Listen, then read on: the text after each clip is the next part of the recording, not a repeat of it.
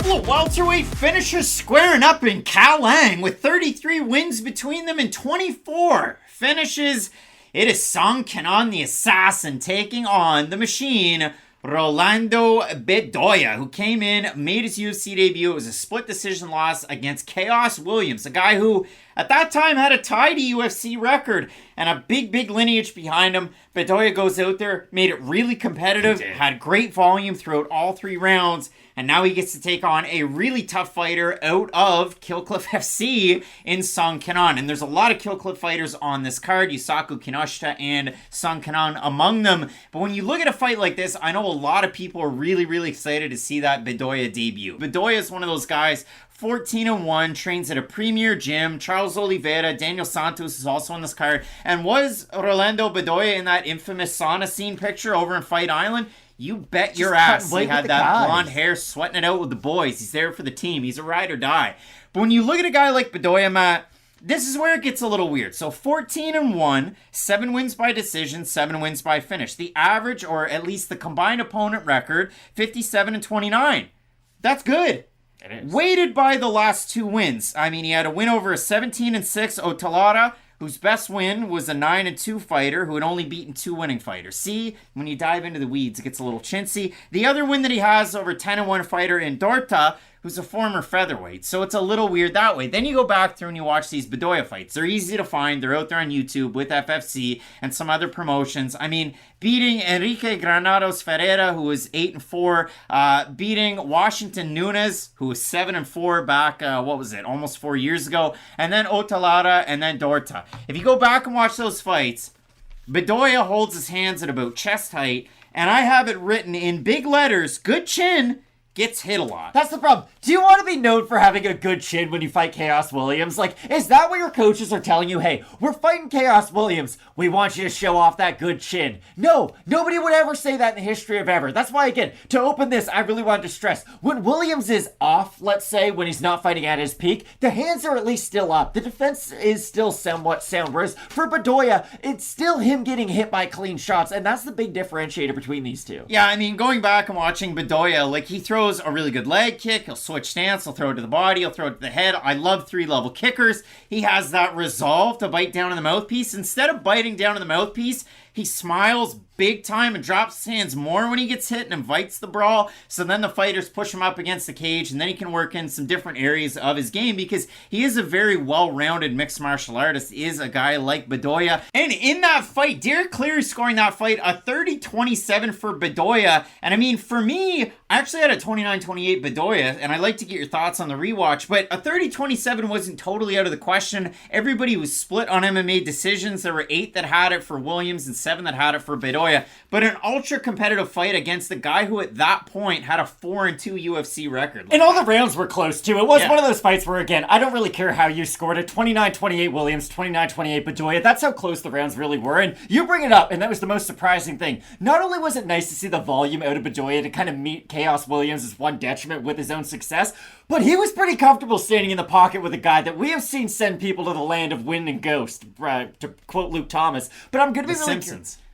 Luke Thomas says it all the time, though. For Rolando Bedoya, I was really impressed in that Chaos Williams performance because Chaos is one of those guys who, yes, on his best day can look really good. We've seen all the crazy power. But for Bedoya to just be in his face so consistently throughout that matchup, that's a position that not a lot of ranked welterweights probably want to find themselves staring down Chaos Williams. So for Bedoya, whether you thought he won or lost his UFC debut, it was one of those fights where he gained stock no matter what the result was. And I like this as kind of a sophomore outing for him in this matchup because Song Kenan's a guy who was probably watching last weekend's pay-per-view like that Leonardo DiCaprio meme watching Neil Magny versus Ian Gary because, let's be honest, Song Kenan looked better against Ian Gary than Neil Magny did. Neil Magny ate a bunch of leg kicks and backed up the whole time. Song was actually able to meet some of Ian Gary's power with his own, had a great knockdown early on in that matchup, and was doing well on the outside, but eventually Gary was able to close the distance and land his own power shots. But for Song Kenan, he's another one of these guys who, if you just want to talk about a skill set, the guy is extremely skilled in most areas of MMA, but I'll be very curious to see if his power can shine through some of that volume of Bedoya. Song Kenan's career is wild. He was able to rock and roll against Brad Riddell, and he was winning early until he lost it late. He was able to drop Ian Gary with a left hook, follow it up, and look amazing in the first round, only for Ian Gary to rally back round 2 and round 3 and win that fight and get a finish. Kenan is one of those guys where he's 4-3 in the UFC, so that shines. But out of the 4 wins, combine those 4 guys' UFC records together, it's 1-10. Callan Potter was the only one to get a UFC win, and it was an impressive one, but poor Judo Dan had to watch his boy out there lose to Song Kenan. So if you do look at it for Song Kenan, it's been a slow burn, he's been inactive, and now he's looking to kind of get that ball rolling once more against one of these big-time prospects. And for Rolando Bedoya, we already mentioned it, but shoot the box through and through. Maybe he was able to train a little bit with Ian Gary to get ready for a fight like this, because Gary did spend most of his last training camp in Brazil. You look at the odds in the matchup, Bedoya is a pretty darn big favorite in this one. We have a look at the Tapology votes. Matt, for me, the Bedoya fight against Williams feels like Diego Lopez taking on Movsar Evloev. You gain a hell of a lot of stock in a loss like that. I think the fans like him here. I'm going to say over under 80% Bedoya. I think it'll be under 80, but it'll be the favorite. It's over 80, 727 total votes, 86% Bedoya, 63% by decision, 28% by knockout. For the 14% that have Song Kenan, 50% by decision, 41% by knockout. And it does scare you when a young guy decides to stand in the pocket with power strikers, and every time he gets hit, he starts smiling like he's Fabricio Verdum.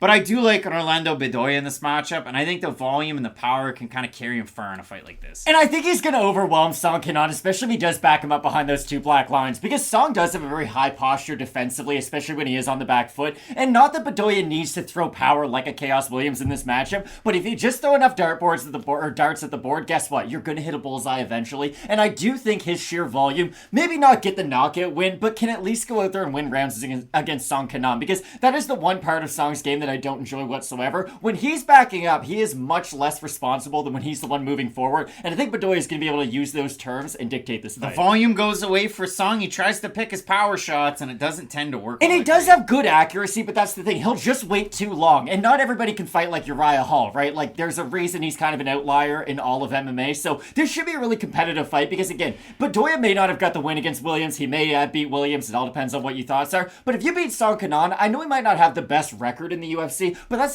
still a very skilled opponent that you're going to gain more stock off. We'll see who is able to learn more from me and Gary, because he trains at Killcliff and Shoot the Box. But in this matchup, we're going with the Peruvian who trains in Brazil. It is the machine, Rolando Bedoya. Some big-time fights on this card, Matt. My favorite one of the entire weekend is up next at middleweight. We have Chidi Bang Bang, Njokuani taking on Husar, Michał Oleksiejczuk. You're not going to want to miss it. Keep it locked in with Fight Night Picks. We always say, let's get into it.